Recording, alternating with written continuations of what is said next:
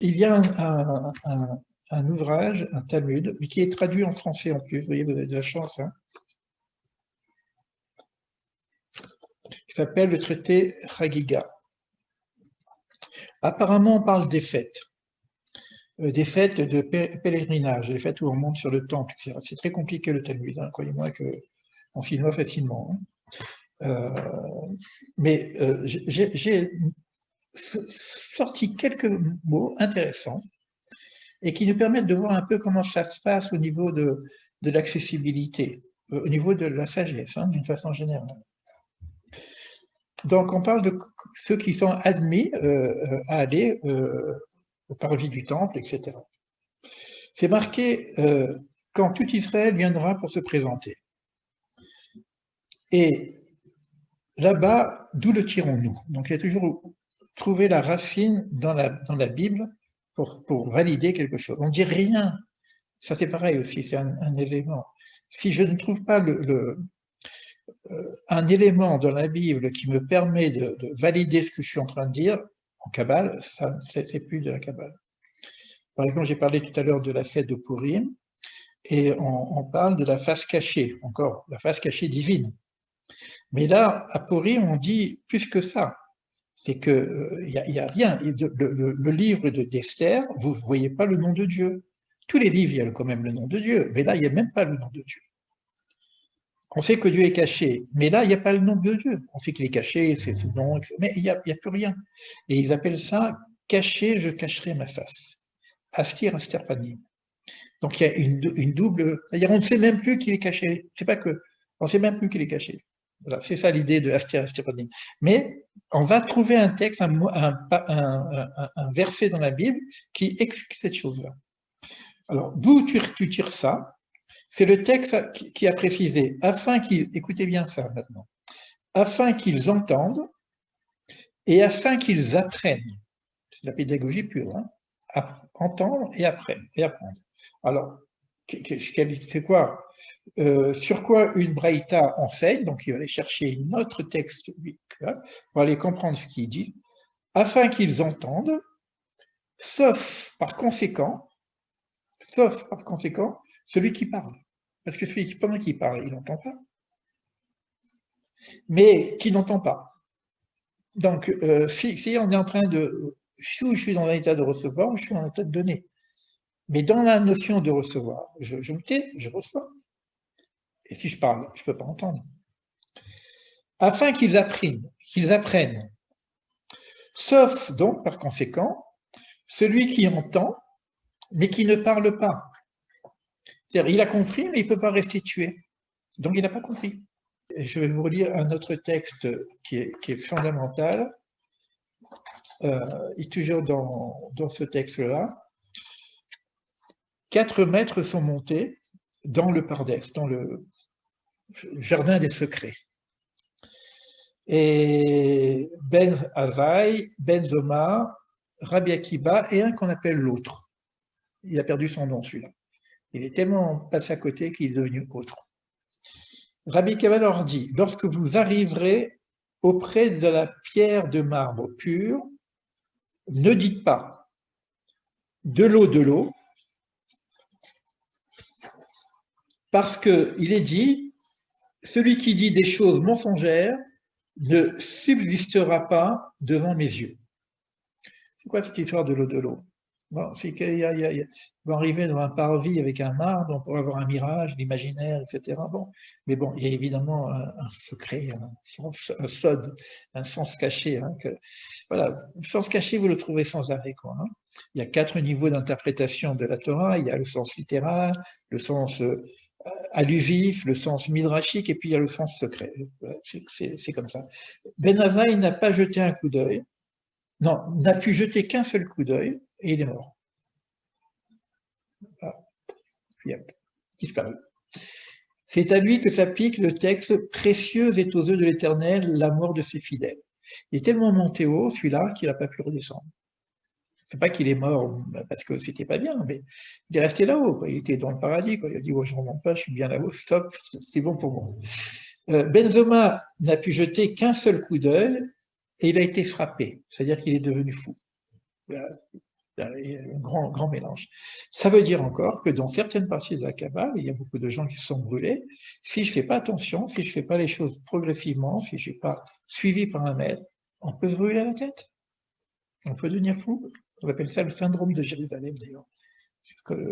À Jérusalem, il y a un hôpital qui s'occupe des syndromes de Jérusalem, les gens qui arrivent sur un âne en se disant « je suis le Messie parce que j'ai reçu la révélation ». Alors, c'est à lui que s'applique le texte. Si tu trouves du miel, n'en mange que ce qui te suffit, de peur que tu ne sois gavé et que tu en vomisses. On parle des textes sacrés, là. Hein, vous comprenez? C'est-à-dire qu'il ne faut pas rentrer là-dedans, je veux tout, doucement. Prends la quantité que tu peux absorber au niveau où tu en es.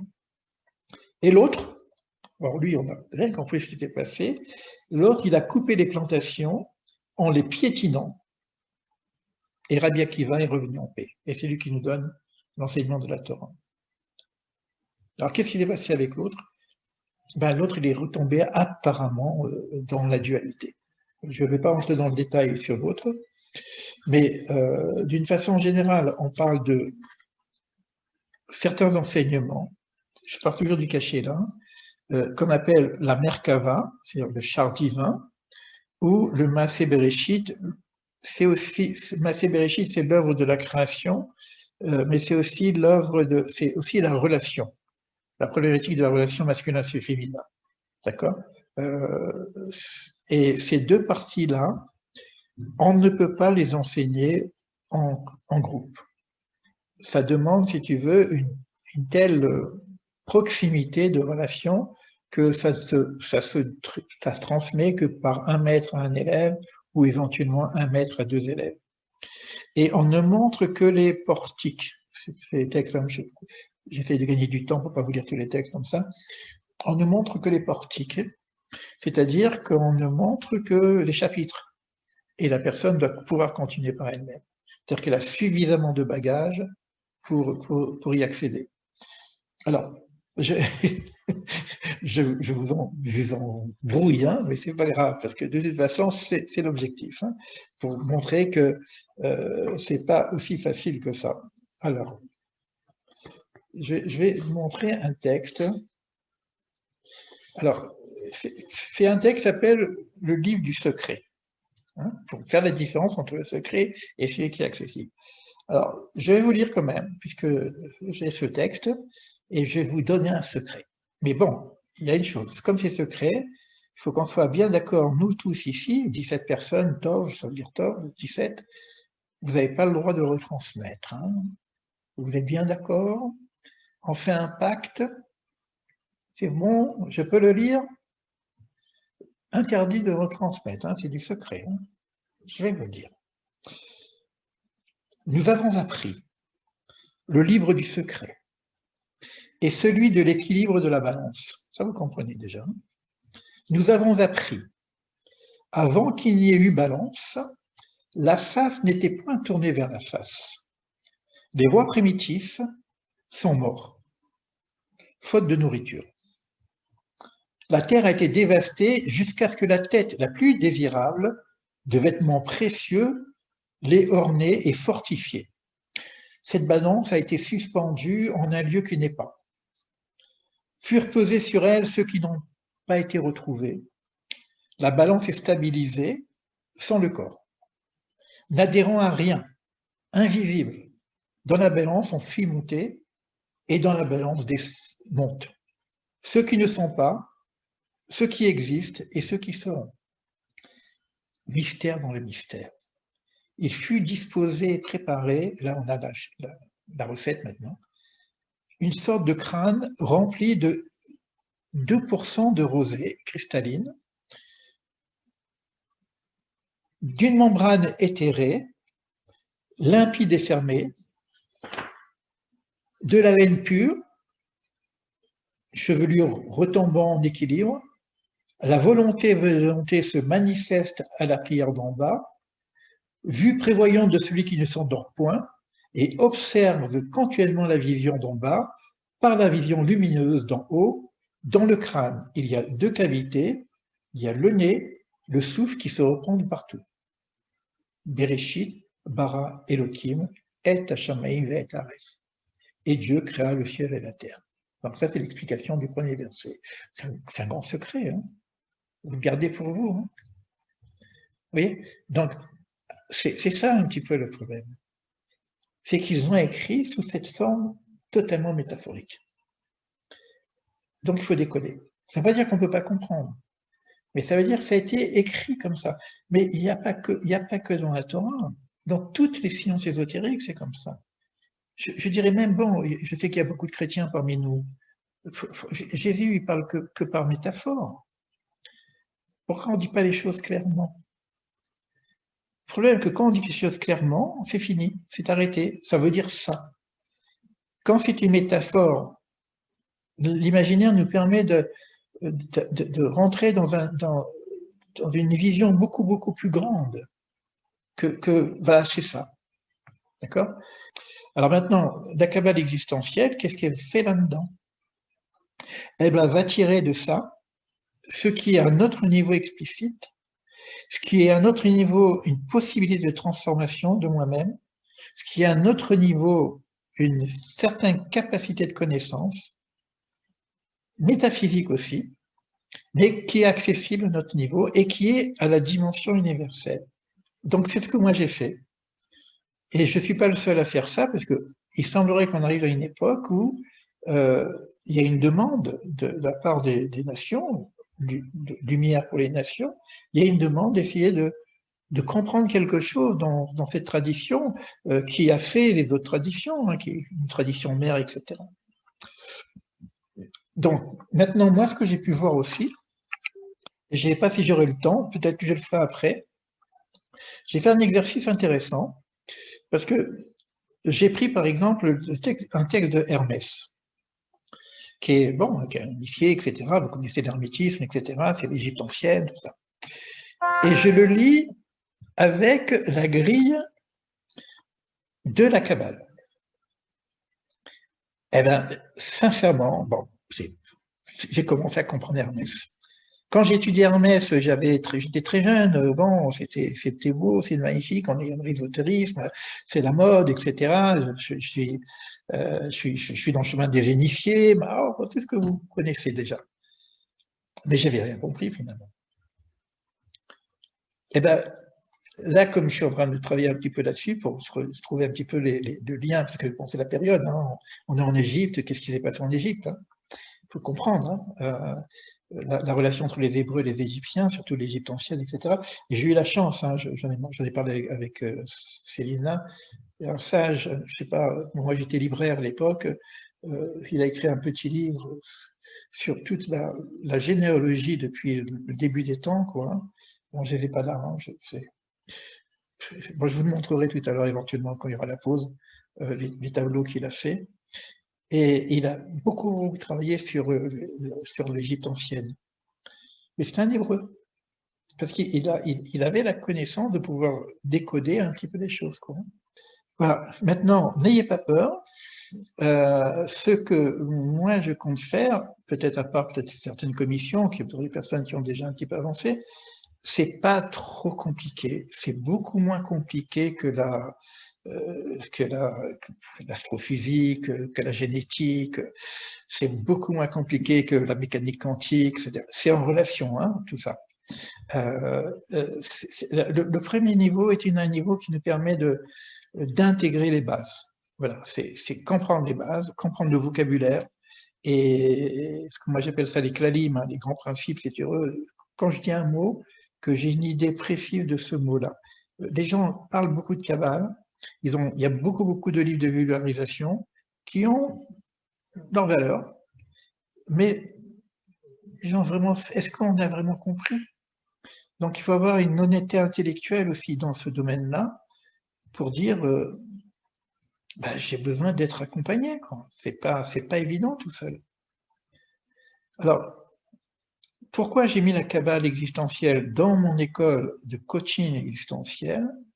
C'est que comme la question existentielle, c'est la question du sens, le sens de la vie, le sens de la souffrance, la mort, les grandes questions hein, qu'on se pose, J'ai dit, bon, mais c'est vrai qu'on peut se poser des questions toute la vie, mais c'est dommage de ne pas partager des enseignements dans lesquels on a des idées fortes sur ces questions-là.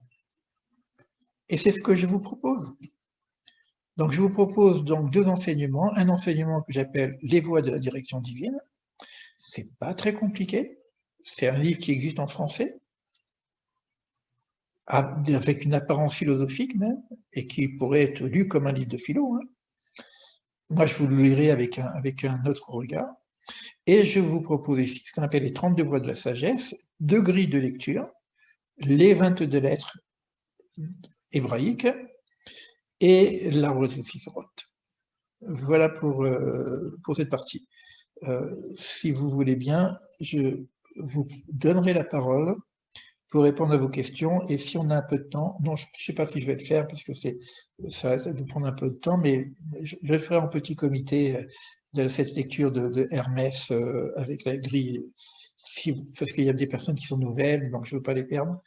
Il faut quand même avoir une idée des enseignements qu'on a partagés, c'est au moins un peu d'éléments de l'arbre de vie, et des quatre mondes, des choses comme ça, parce que c'est de ça qu'on parle.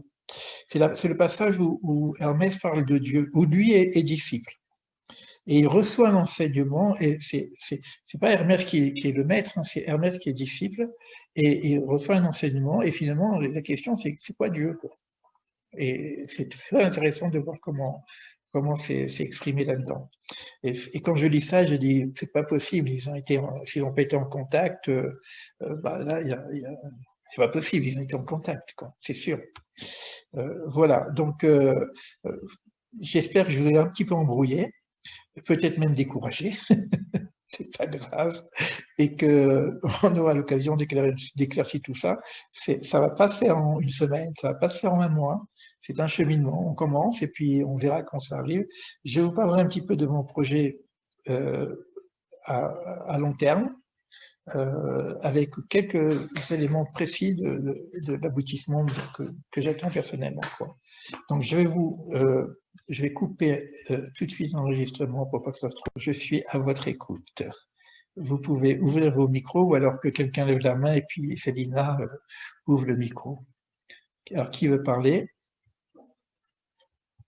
Bon, moi, je voulais te remercier, Ellie, parce que là, c'était super clair. J'ai bien compris la différence entre la préparation et la véritable cabale, ce que toi, tu faisais et tout. Et c'est vrai que j'avais pas forcément, même si tu l'avais expliqué plein de fois, mais c'est bon, ben, ça a percuté là et pas avant, quoi. Voilà. Et là, c'était super clair. Et du coup, voilà, je suis contente.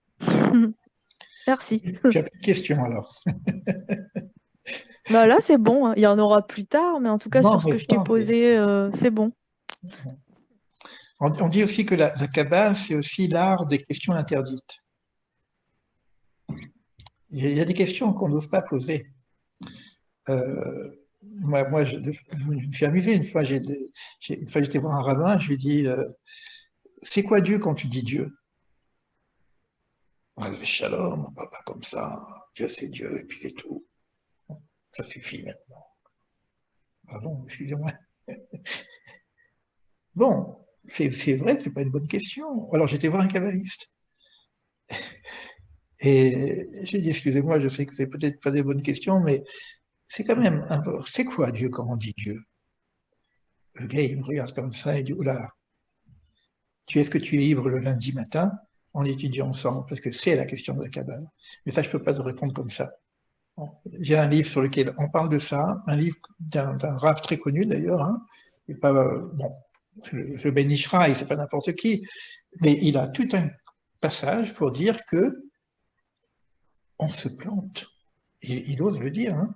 Beaucoup de gens se plantent. Ils ne savent pas ce qu'ils disent.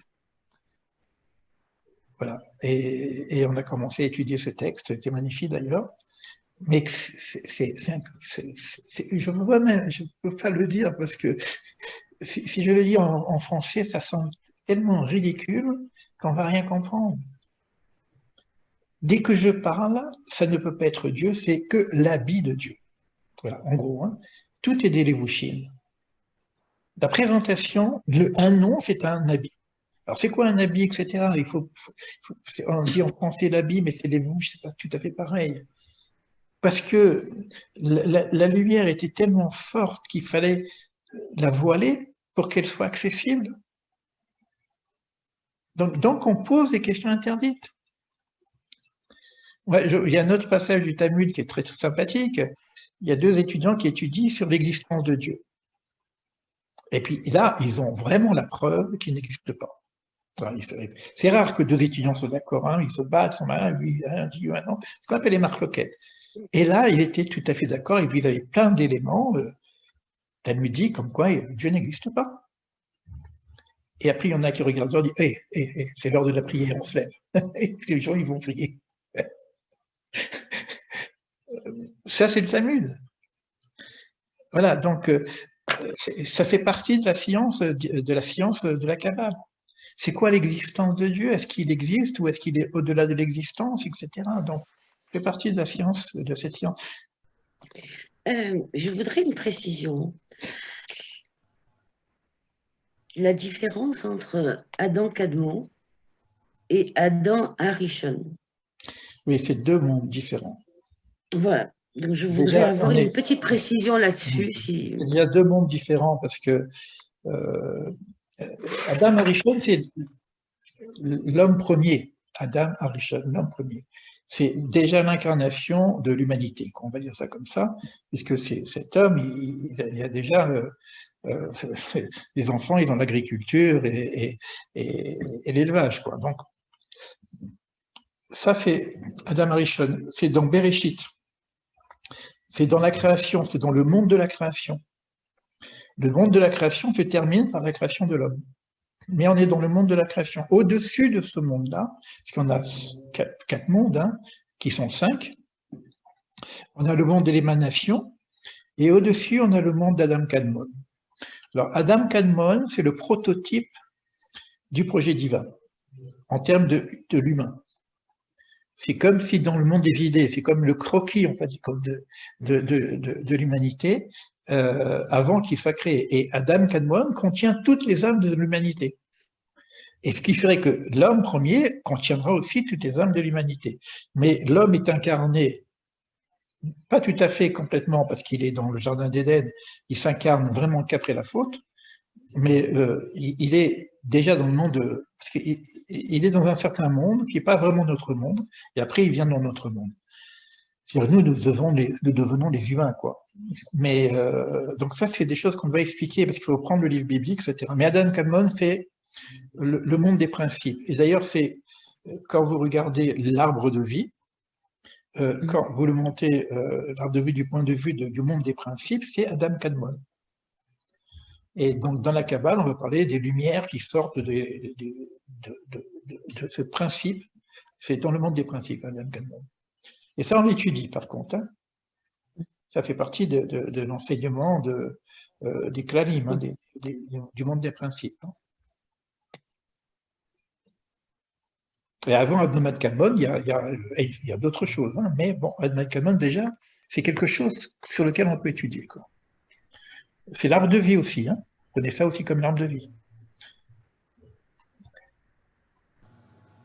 Oui. Là, je vous ai noyé. Hein. Marie, dis-moi. Pour que ça soit bien clair pour moi, au niveau du programme, pour tout ce qui est donc transformation de soi, application concrète dans la vie et de ce qu'on fait, c'est je dirais, plutôt le côté Kabbale existentiel que direction des voies divines, si j'ai bien compris.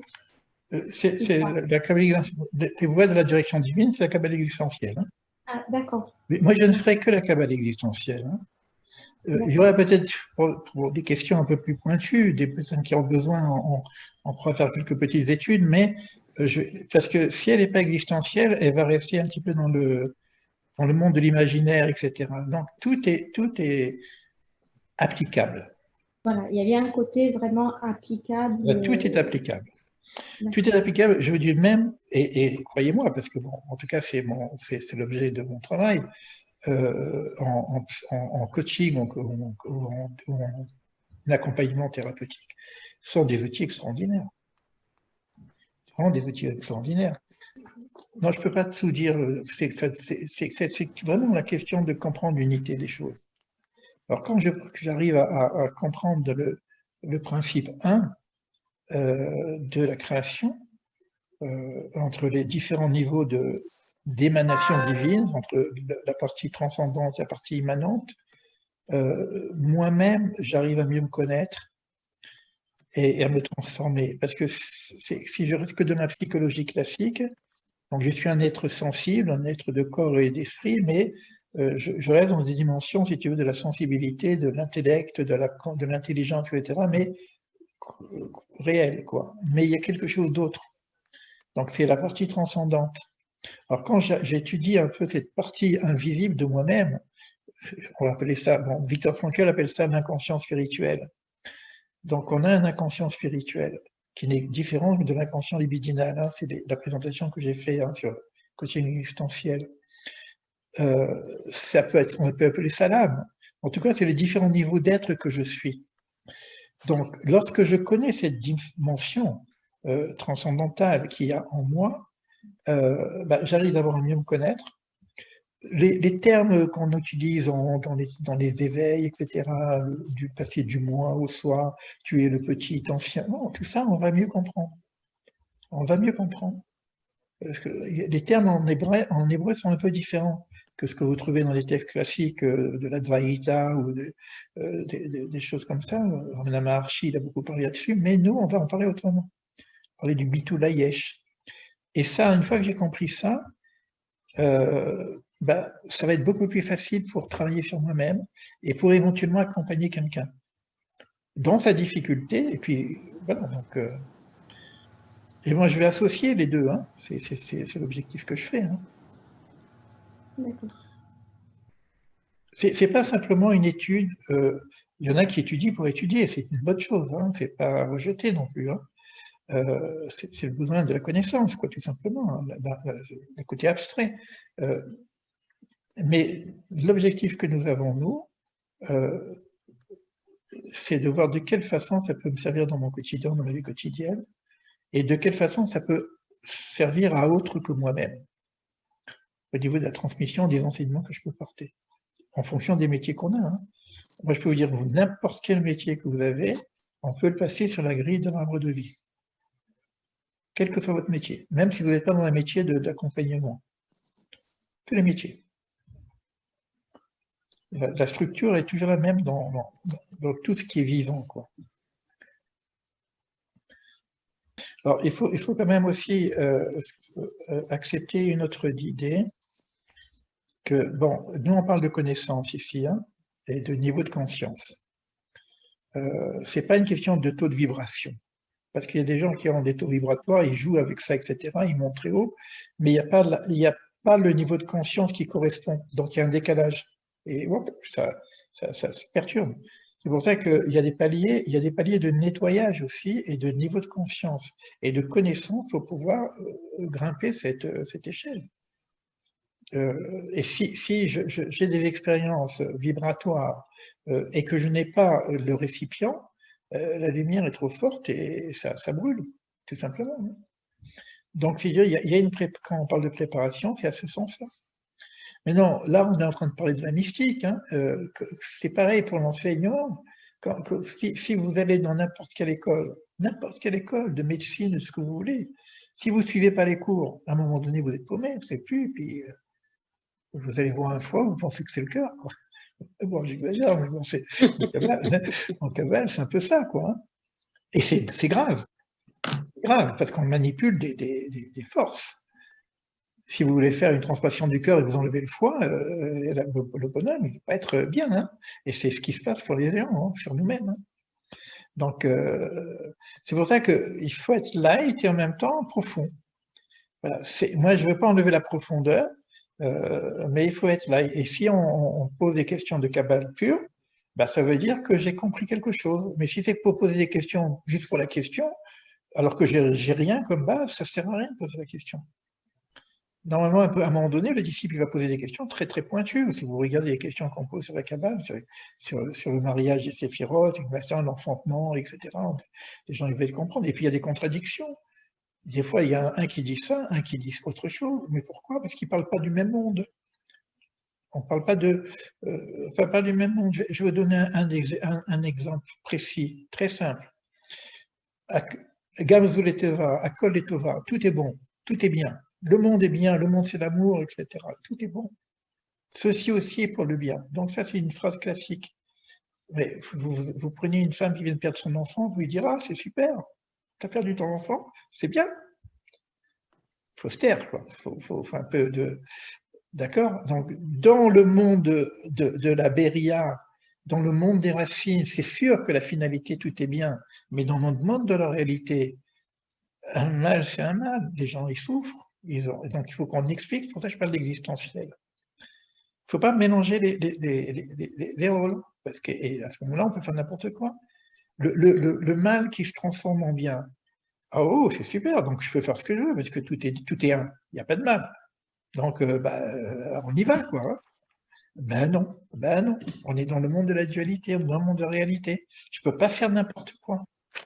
Donc, il ne faut pas faire les mélanges. Et il y en a qui jouent un peu sur ça, un peu des magies noires, je dirais même, parce que comme tout est un, donc on peut y aller.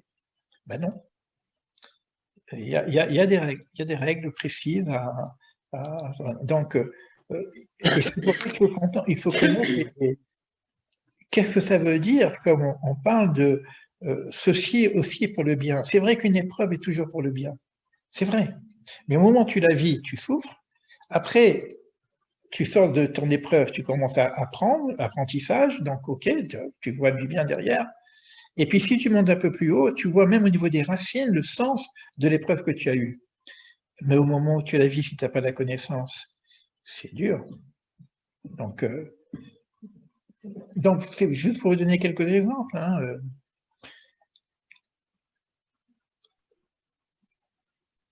Alors, il y a quelque chose qui me dit que je dois encore recommencer. Eh ben, ça me donne de la vie. Hein. ça donne du temps de vie en plus, quoi. Et donc de réouvrir cette école, mais d'une façon beaucoup plus précise que ce que j'avais fait au départ, et qui n'est pas une école de coaching classique. Voilà. Donc on appelle ça coaching, c'est pour ça qu'il faut changer le nom maintenant, c'est tout. Je ne sais pas combien de temps, et c'est vraiment un essai. J'ai les dates, hein, j'ai les dates de mon examen de passage. Mais c'est moi qui ai sous la sellette, hein, c'est pas vous. Hein. C'est moi qui ai sous la sellette. Donc, je connais le moment où je dois dire, voilà où on en est, est-ce que je continue ou je ne continue pas. Voilà. C'est ce que je disais, que j'aimerais vous enseigner ce que je ne sais pas. C'est-à-dire que si je vous enseigne uniquement ce que j'ai appris dans ma vie, c'est pas mal, hein, il y a du contenu quand même. Hein. Mais ce n'est pas le top pour moi. Hein. Le top, c'est de pouvoir, parce que c'est ce qu'on a dit, hein, tu entends et tu ne retransmets pas, c'est que tu n'as pas compris. D'accord. Donc, la retransmission fait partie de l'enseignement. C'est celui qui veut apprendre beaucoup, et c'est qu'il faut qu'il enseigne. Hein. Tout le monde le fait, ça, hein, mais bon, c'est classique. Hein. Et voilà, donc, c'est pour ça qu'il y a une partie, si vous me demandez d'être, j'avais envie de vous lire Héraclide, je ne sais pas si vous connaissez Héraclide, il faut le lire, hein, parce que bon, vous comprendrez un petit peu comment je travaille au niveau pédagogie. Il y a des versets, ben, je mettrai Héraclide, parce que c'est trop beau, quoi. C'est un grand initié, et je sais pas, je dis pas qu'il il a tout compris, quoi, on va dire ça comme ça, mais c'est un langage métaphorique aussi, très clair en même temps, quoi. Et il a dit des choses, mais j'ai l'impression qu'il parlait de mon école, quoi. En gros, si c'est trop clair, il faut changer de métier, quoi. Voilà, en gros, quoi. Ce qui d'ailleurs, on appelle chez lui le clair-obscur. C'est dans ce brouillon créatif où il y a du désordre, c'est là qu'on peut trouver de la lumière. Si c'est trop carré, on s'enferme. Donc il y aura un programme, mais le programme c'est vraiment pour dire qu'il y a quelque chose. Mais c'est ce qui est hors programme et ce qui est dans l'intelligence de l'instant qui fait, bon, moi c'est pareil, j'avais préparé un truc, j'ai lu des trucs, j'ai dit je vais vous dire ça, je vais vous dire ça, et finalement, je n'ai pas regardé les bouquins, j'ai parlé, quoi. On a dit autre chose. Est-ce que ce que j'ai lu, c'est important de vous le dire, mais je ne l'ai pas dit. C'est comme ça, c'est ce moment, quoi. Ça arrive comme ça arrive, quoi. Mais si je vous lis un bouquin, bon, vous allez dire, bon, mais ouais, je peux le lire tout seul, quoi. Oui. Donc, je vous donne le livre, vous le lisez. Et c'est jeudi qu'on a toutes les explications? Jeudi, oui. Jeudi, je donne les explications de l'intégration. Voilà, donc c'est assez ouvert. Hein, c'est pas